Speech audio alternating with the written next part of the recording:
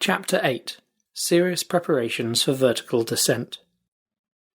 Altona, which is but a suburb of Hamburg, is the terminus of the Kiel Railway, which was to carry us to the Belts. In 20 minutes we were in Holstein. At 6:30 the carriage stopped at the station. My uncle's numerous packages, his voluminous impedimenta, were unloaded, removed, labelled, weighed, put into the luggage vans, and at 7 we were seated face to face in our compartment. The whistle sounded, the engine started, we were off. Was I resigned? No, not yet. Yet the cool morning air and the scenes on the road, rapidly changed by the swiftness of the train, drew me away somewhat from my sad reflections. As for the Professor's reflections, they went far in advance of the swiftest express. We were alone in the carriage, but we sat in silence. My uncle examined all his pockets and his travelling bag with the minutest care. I saw that he had not forgotten the smallest matter of detail. Amongst other documents, a sheet of paper, carefully folded, bore the heading of the Danish consulate with the signature of W. Christiansen, consul at Hamburg and the Professor's friend. With this we possessed the proper introductions to the Governor of Iceland. I also observed the famous document most carefully laid up in a secret pocket in his portfolio. I bestowed a malediction upon it, and then proceeded to examine the country. It was a very long succession of uninteresting, loamy and fertile lands, a very easy country for the construction of railways, and propitious for the laying down of these direct level lines so dear to railway companies. I had no time to get tired of the monotony, for in 3 hours we stopped at Kiel, close to the sea. The luggage being labelled for Copenhagen, we had no occasion to look after it, yet the Professor watched every article with jealous vigilance until all were safe on board. There they disappeared in the hold.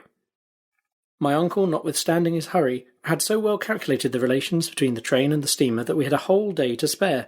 The steamer, Eleonora, did not start until night.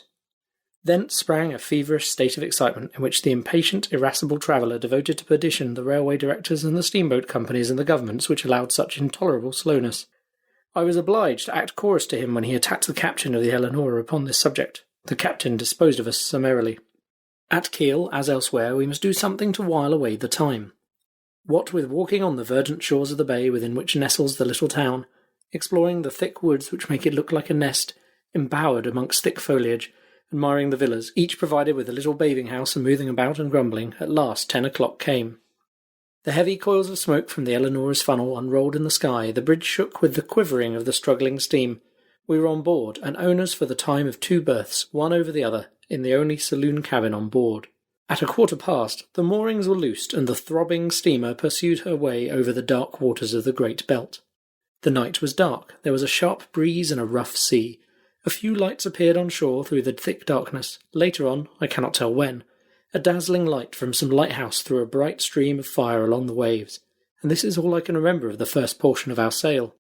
At 7 in the morning we landed at Korsør, a small town on the west coast of Zealand. There we were transferred from the boat to another line of railway, which took us by just as flat a country as the plain of Holstein. 3 hours' travelling brought us to the capital of Denmark. My uncle had not shut his eyes all night. In his impatience, I believe he was trying to accelerate the train with his feet. At last he discerned a stretch of sea. "The Sound!" he cried. At our left was a huge building that looked like a hospital. "That's a lunatic asylum," said one of our travelling companions. Very good, thought I, just the place we want to end our days in, and great as it is, that asylum is not big enough to contain all Professor Liedenbrock's madness. At 10 in the morning, at last, we set our feet in Copenhagen. The luggage was put upon a carriage and taken with ourselves to the Phoenix Hotel in Breda Gate. This took half an hour, for the station is out of the town. Then my uncle, after a hasty toilet, dragged me after him. The porter at the hotel could speak German and English, but the Professor, as a polyglot, questioned him in good Danish, and it was in the same language that the personage directed him to the Museum of Northern Antiquities. The curator of this curious establishment, in which wonders are gathered together out of which the ancient history of the country might be reconstructed by means of its stone weapons, its cups and its jewels, was a learned savant, the friend of the Danish consul at Hamburg, Professor Thomsen. My uncle had a cordial letter of introduction to him. As a general rule, one savant greets another with coolness, but here the case was different. Monsieur Thomsen, like a good friend, gave the Professor Liedenbrock a cordial greeting, and he even vouchsafed the same kindness to his nephew. It is hardly necessary to say the secret was sacredly kept from the excellent curator. We were simply disinterested travellers visiting Iceland out of harmless curiosity.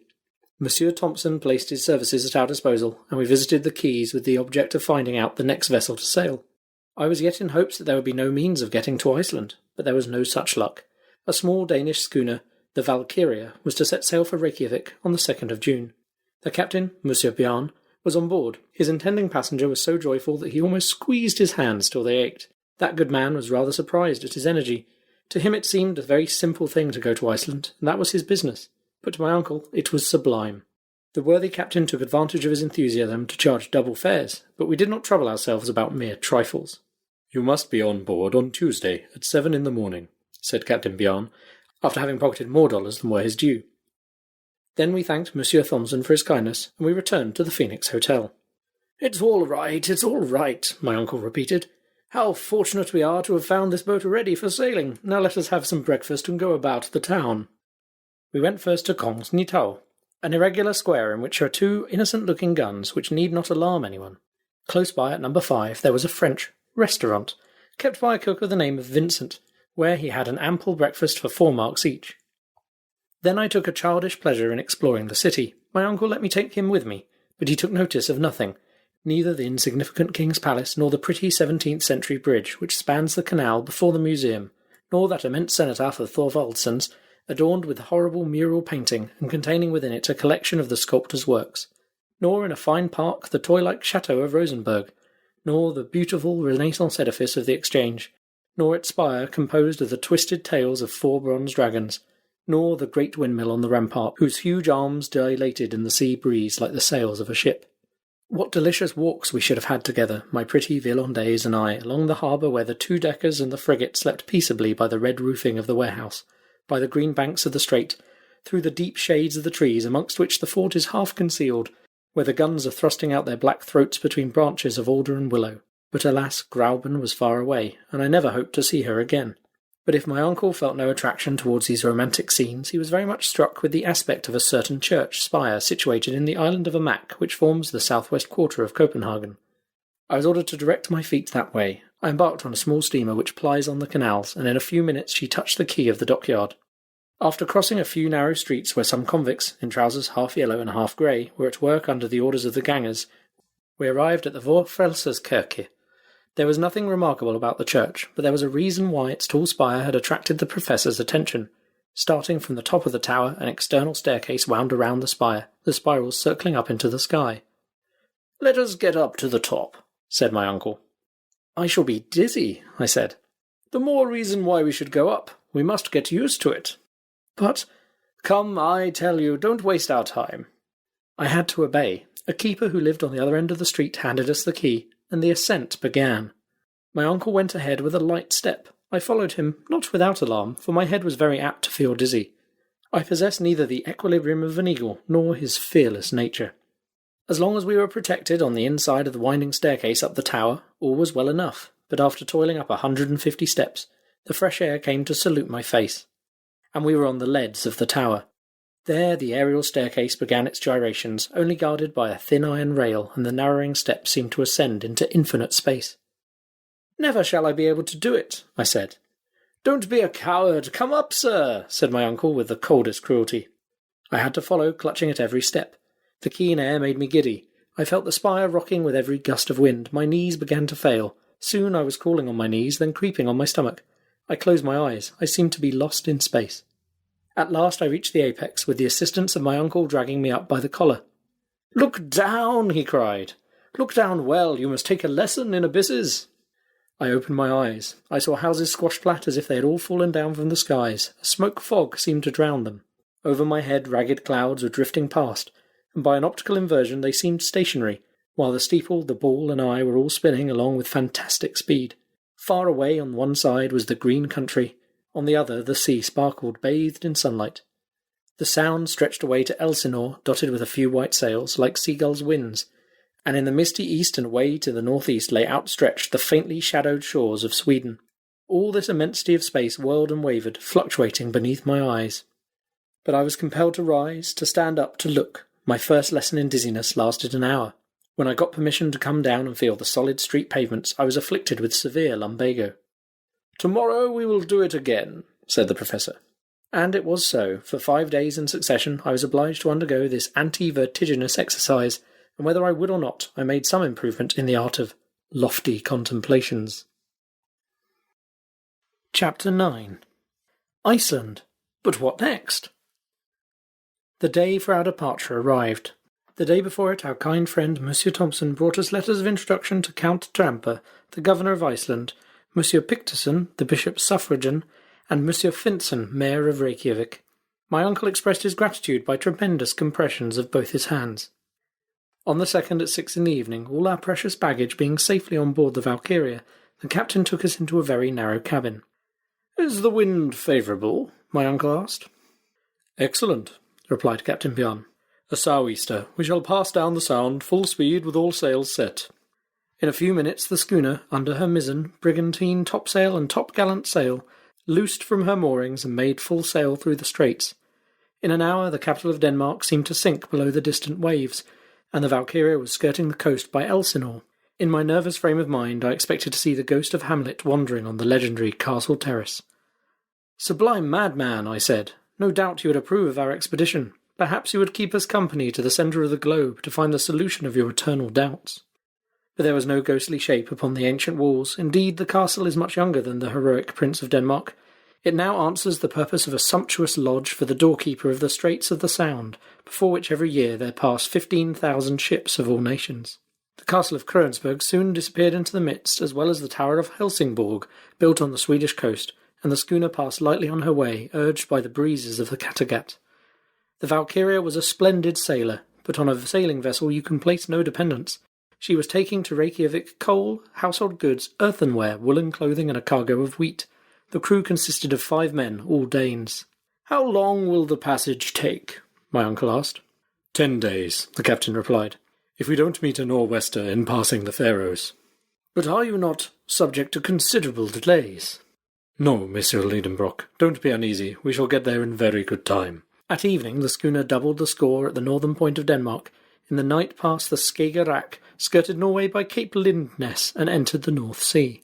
In 2 days more we sighted the coast of Scotland near Peterhead, and the Valkyria turned her lead toward the Faroe Islands, passing between the Orkneys and the Shetlands. Soon the schooner encountered the great Atlantic swell. She had to tack against the north wind and reach the Faroes only with some difficulty.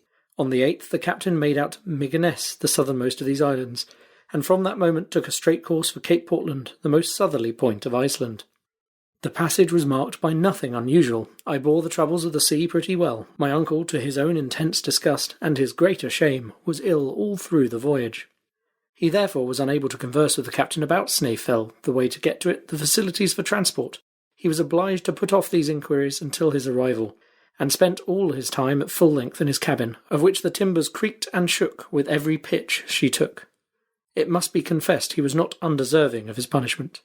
On the 11th we reached Cape Portland. The clear, open weather gave us a good view of Myrdalsjökull, which overhangs it. The cape is merely a low hill with steep sides standing lonely by the beach. The Valkyria kept at some distance from the coast, taking a westerly course amidst great shoals of whales and sharks. Soon we came in sight of an enormous perforated rock through which the sea dashed furiously. The Westman islets seemed to rise out of the ocean like a group of rocks in a liquid plain. From that time the schooner took a wide berth and swept at a great distance round Cape Reykjanes, which forms the western point of Iceland. The rough sea prevented my uncle from coming on deck to admire these shattered and surf-beaten coasts. 48 hours after, coming out of a storm which forced the schooner to scud under bare poles, we sighted east of us the beacon on Cape Skagen, where dangerous rocks extend far away seaward. An Icelandic pilot came on board, and in 3 hours the Valkyria dropped her anchor before Reykjavik in Faxa Bay. The professor at last emerged from his cabin, rather pale and wretched-looking, but still full of enthusiasm and with ardent satisfaction shining in his eyes. The population of the town, wonderfully interested in the arrival of a vessel from which everyone expected something, formed in groups upon the quay. My uncle left in haste his floating prison, or rather hospital, but before quitting the deck of the schooner he dragged me forward and pointing with outstretched finger north of the bay at a distant mountain terminating in a double peak, a pair of cones covered with perpetual snow, he cried, "Snæfell! Snæfell!" Then, recommending me by an impressive gesture to keep silence, he went into the boat which awaited him. I followed, and presently we were treading the soil of Iceland. The first man we saw was a good-looking fellow enough, in a general's uniform. Yet he was not a general but a magistrate, the governor of the island, Monsieur le Baron Trompe himself. The professor was soon aware of the presence he was in. He delivered from his letters from Copenhagen, and then followed a short conversation in the Danish language, the purport of which I was quite ignorant of, and for a very good reason. But the result of this first conversation was that Baron Trampe placed himself entirely at the service of Professor Liedenbrock. My uncle was just as courteously received by the mayor, Monsieur Finson, whose appearance was as military, and disposition and office as pacific, as the governor's. As for the bishop's suffragan, Monsieur Picterson, he was at that moment engaged on an episcopal visitation in the north. For the time we must be resigned to wait for the honour of being presented to him, but Monsieur Fridriksson, Professor of Natural Sciences at the School of Reykjavik, was a delightful man, and his friendship became very precious to me. This modest philosopher spoke only Danish and Latin. He came to proffer me his good offices in the language of Horace, and I felt that we were made to understand each other. In fact, he was the only person in Iceland with whom I could converse at all. This good-natured gentleman made over to us 2 of the 3 rooms which his house contained, and we were soon installed in it with all our luggage, the abundance of which rather astonished the good people of Reykjavik. "Well, Axel," said my uncle, "we are getting on, and now the worst is over." "The worst?" I said, astonished. "To be sure, now we have nothing to do but go down." "Oh, if that is all, you're quite right. But after all, when we have gone down, we shall have to get up again, I suppose." "Oh, I don't trouble myself about that. Come, there's no time to lose. I'm going to the library. Perhaps there is some manuscript of Saknussemm's there, and I should be glad to consult it." "Well, while you are there, I will go into the town. Won't you?" "Oh, that is very uninteresting to me. It is not what is upon this island, but what is underneath, that interests me." I went out and wandered wherever chance took me. It would not be easy to lose your way in Reykjavik. I was therefore under no necessity to inquire the road, which exposes one to mistakes when the only medium of intercourse is gesture. The town extends along a low and marshy level between 2 hills. An immense bed of lava bounds it on one side and falls gently towards the sea.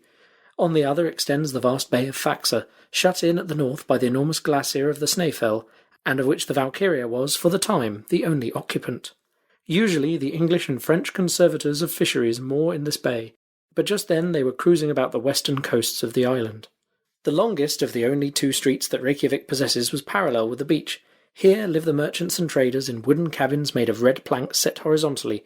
The other street, running west, ends at the little lake between the house of the bishop and the other non-commercial people.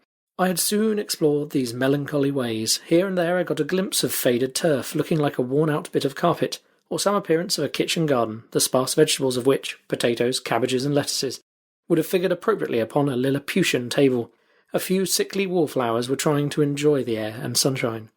About the middle of the tin commercial street I found the public cemetery, enclosed with a mud wall, and where there seemed plenty of room. Then a few steps brought me to the governor's house, a butt compared with the town hall of Hamburg, a palace in comparison with the cabins of the Icelandic population.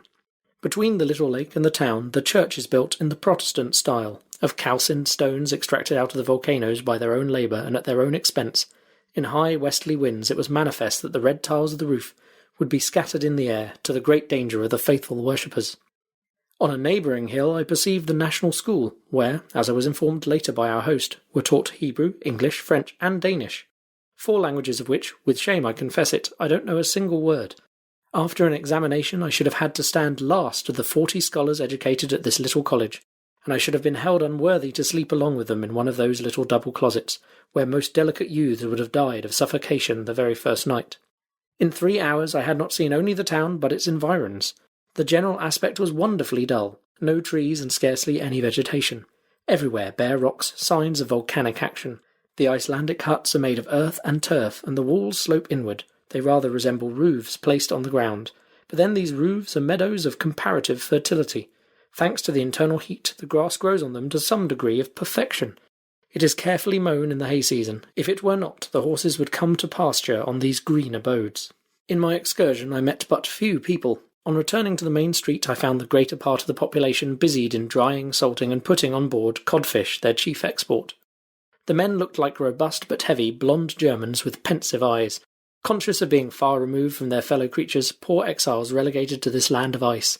Poor creatures who should have been Eskimo, since nature had condemned them to live only just outside the Arctic Circle. In vain did I try to detect a smile upon their lips. Sometimes by a spasmodic and involuntary contraction of the muscles they seemed to laugh, but they never smiled. Their costume consisted of a coarse jacket of black woolen cloth called in Scandinavian lands a vadmel, a hat with a very broad rim, trousers with a narrow edge of red, and a bit of leather rolled round the foot for shoes. The women looked as sad and as resigned as the men. Their faces were agreeable but expressionless, and they wore gowns and petticoats of dark vardmel. As maidens, they wore over their braided hair a little knitted brown cap. When married, they put around their heads a coloured handkerchief crowned with a peak of white linen. After a good walk, I returned to Monsieur Fridrikssen's house, where I found my uncle already in the host's company. Chapter 10. Interesting Conversations with Icelandic Savants. Dinner was ready. Professor Liedenbrock devoured his portion voraciously, for his compulsory fast on board had converted his stomach into a vast, unfathomable gulf. There was nothing remarkable in the meal itself, but the hospitality of our host, more Danish than Icelandic, reminded me of the heroes of old. It was evident that we were more at home than he was himself. The conversation was carried on in the vernacular tongue, while my uncle mixed with German and Monsieur Fridrikssen with Latin for my benefit. It turned upon scientific questions as befits philosophers, but Professor Liedenbrock was excessively reserved, and at every sentence spoke to me with his eyes, enjoining the most absolute silence upon our plans. In the first place, Monsieur Fridrikssen wanted to know what success my uncle had had at the library. "Your library? Why, there is nothing but a few tattered books upon almost deserted shelves." "Indeed," replied Monsieur Fridrikssen. "Why, we possess 8,000 volumes, many of them valuable and scarce, works in the old Scandinavian language, and we have all the novelties that Copenhagen sends us every year." "Where do you keep your 8,000 volumes? For my part—" "Oh, Monsieur Liedenbrock, they are all over the country. In this icy region we are fond of study. There is not a farmer nor a fisherman that cannot read and does not read. Our principle is that books, instead of growing mouldy behind an iron grating, should be worn out under the eyes of many readers. Therefore these volumes are passed from one to another, read over and over, referred to again and again, and it often happens that they find their way back to their shelves only after an absence of a year or two." "And in the meantime," said my uncle rather spitefully, "strangers?" "Well, what would you have? Foreigners have their libraries at home, and the first essential for labouring people is that they should be educated. I repeat to you that the love of reading runs in Icelandic blood. In 1816 we founded a prosperous literary society. Learned strangers think themselves honoured in becoming members of it. It publishes books which educate our fellow countrymen and do the country great service. If you will consent to being a corresponding member, Herr Liedenbrock, you will be giving us great pleasure." My uncle, who had already joined about 100 learned societies, accepted with a grace which evidently touched Monsieur Fridrikssen. "Now," said he, "will you be kind enough to tell me what books you hope to find in our library, and I may perhaps enable you to consult them?" My uncle's eyes and mine met. He hesitated. This direct question went to the root of the matter, but after a moment's reflection he decided on speaking. "Monsieur Fridrikssen, I wish to know if amongst your ancient books you possessed any of the works of Arne Saknussemm." "Arne Saknussemm?" replied the Reykjavik professor. "You mean the learned 16th century savant, and a naturalist, a chemist, and a traveller?" "Just so." "One of the glories of Icelandic literature and science?" "That's the man." "An illustrious man anywhere?" "Quite so." "And whose courage was equal to his genius?" "I see that you know him well." My uncle was bathed in delight at hearing his hero thus described. He feasted his eyes upon Monsieur Fridriksen's face. "Well," he cried, "where are his works?" "His works? We have them not." "What? Not in Iceland?" "They are neither in Iceland nor anywhere else." "Why is that?" "Because Arne Saknussemm was persecuted for heresy, and in 1573 his books were burned by the hands of the common hangman." "Very good, excellent," cried my uncle, to the great scandal of the professor of natural history. "What?" he cried. Yes, now it is all clear, now it is all unravelled, and I see why Saknussemm, put into the Index Expurgatorius, and compelled to hide the discoveries made by his genius, was obliged to bury in an incomprehensible cryptogram the secret." "What secret?" asked Monsieur Fridrikssen, starting. "Oh, just a secret which, my uncle stammered. "Have you some private document in your possession?" asked our host. "No, I was only supposing a case." "Oh, very well," answered Monsieur Fridrikssen, who was kind enough not to pursue the subject when he had noticed the embarrassment of his friend. "I hope you will not leave our island until you have seen some of its mineralogical wealth." "Certainly," replied my uncle, "but I am rather late, or have not others been here before me?"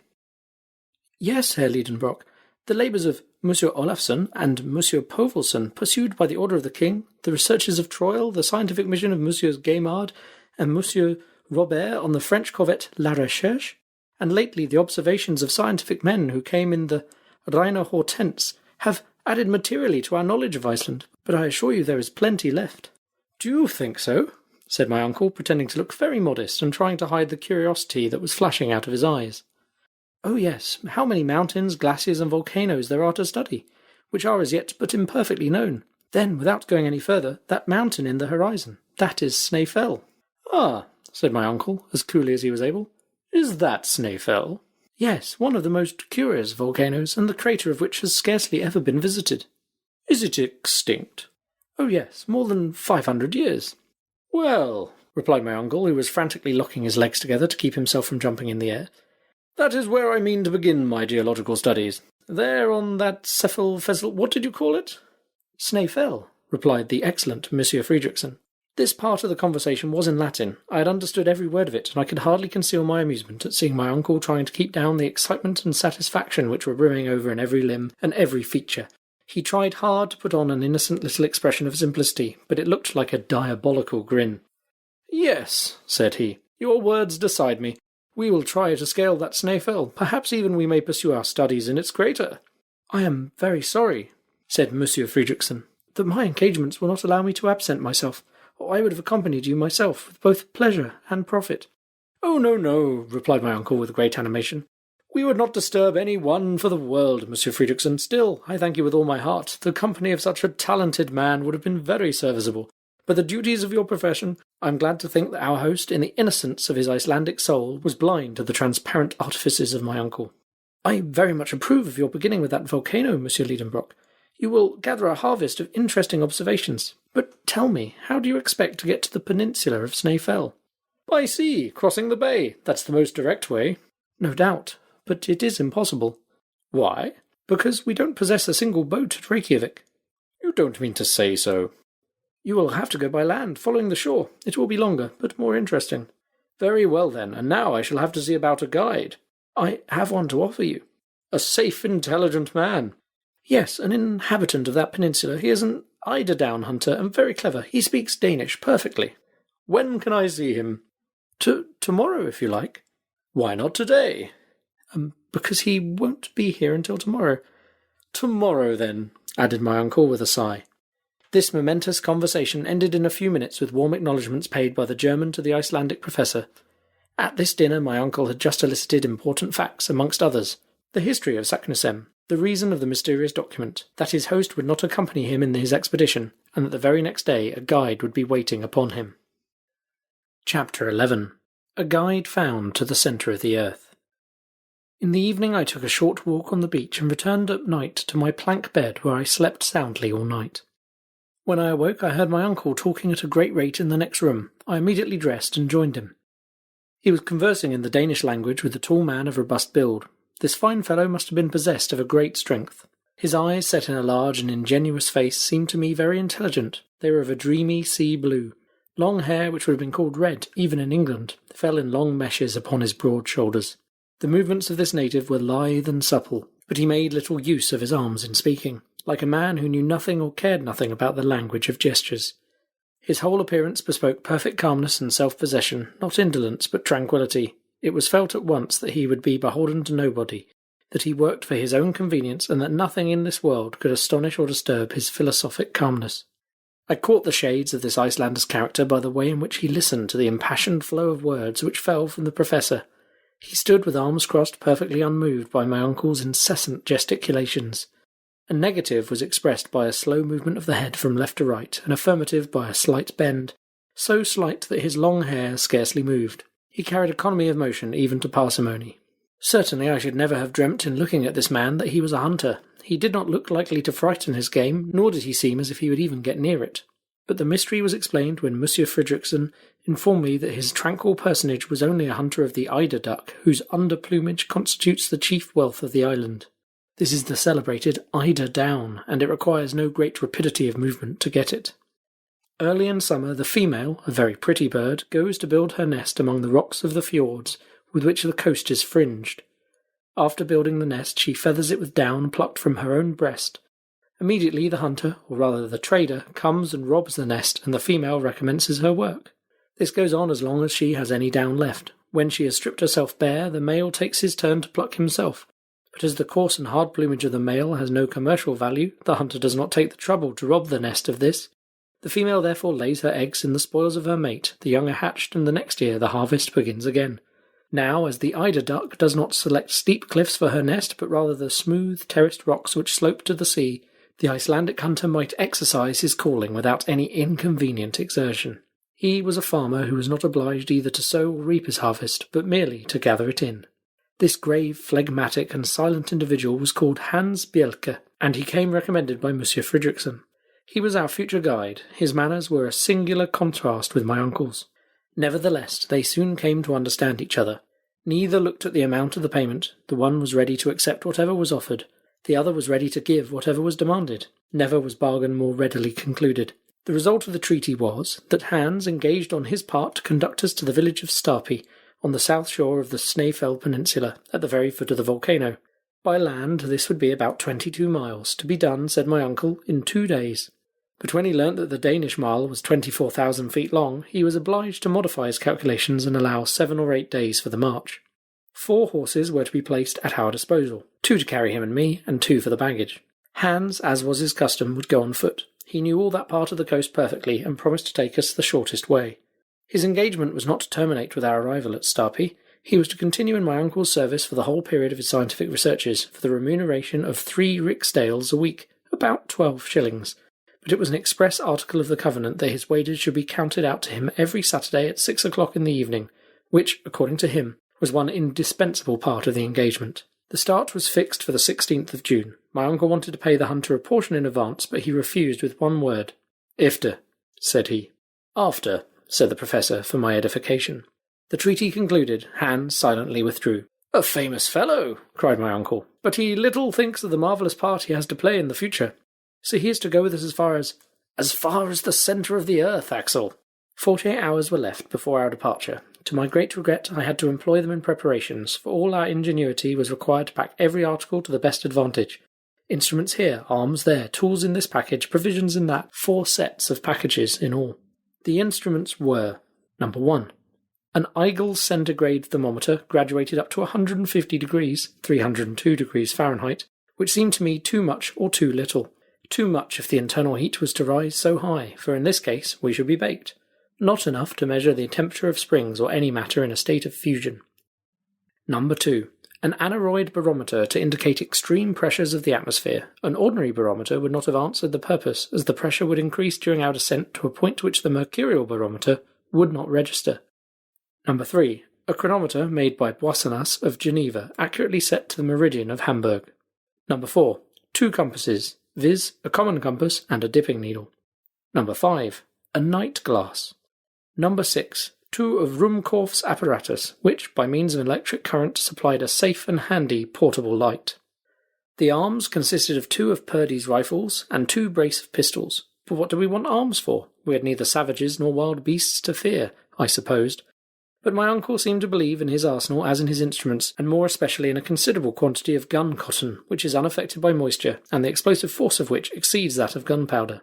The tools comprised 2 pickaxes, 2 spades, a silk rope ladder, 3 iron-tipped sticks, a hatchet, a hammer, a dozen wedges and iron spikes, and a long knotted rope. Now this was a large load, for the ladder was 300 feet long. And there were provisions too. This was not a large parcel, but it was comforting to know that of essence of beef and biscuits there was 6 months' consumption. Spirits were the only liquid, and of water we took none. But we had flasks, and my uncle depended on springs from which to fill them.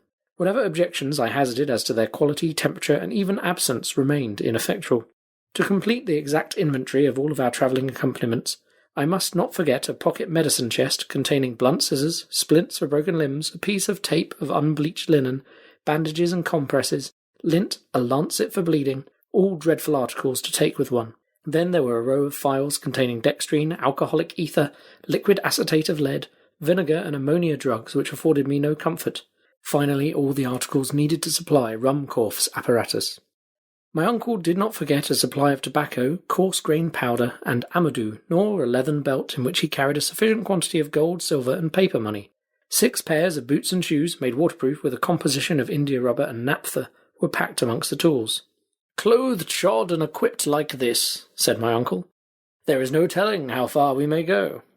The 14th was wholly spent in arranging all our different articles. In the evening we dined with Baron Tramper, the mayor of Reykjavik, and Dr. Hjaltalin, the first medical man of the place, being of the party.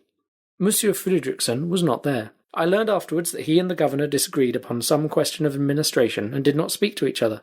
I therefore knew not a single word of all that was said at this semi-official dinner, but I could not help noticing that my uncle talked the whole time. On the 15th our preparations were all made. Our host gave the professor very great pleasure by presenting him with a map of Iceland far more complete than that of Henderson. It was the map of Monsieur Olaf Nicholas Olsen, in the proportion of 1 to 480,000 of the actual size of the island, and published by the Icelandic Literary Society. It was a precious document for a mineralogist. Our last evening was spent in intimate conversation with Monsieur Fridriksson, with whom I felt the liveliest sympathy. Then after the talk, succeeded, for me at any rate, a disturbed and restless night. At 5 in the morning I was awoke by the neighing and pawing of 4 horses under my window. I dressed hastily and came down into the street. Hans was finishing our packing, almost as it were without moving a limb, and yet he did his work cleverly. My uncle made more noise than execution, and the guide seemed to pay very little attention to his energetic directions. At 6 o'clock our preparations were over. Monsieur Fridriksson shook hands with us. My uncle thanked him heartily for his extreme kindness. I constructed a few fine Latin sentences to express my cordial farewell. Then we bestrode our steeds, and with his last adieu, Monsieur Fridriksson treated me to a line of Virgil eminently applicable to such uncertain wanderers as we were likely to be. Et quacumque viam dedent fortuna sequamur. Therever fortune clears a way, thither our ready footsteps stray.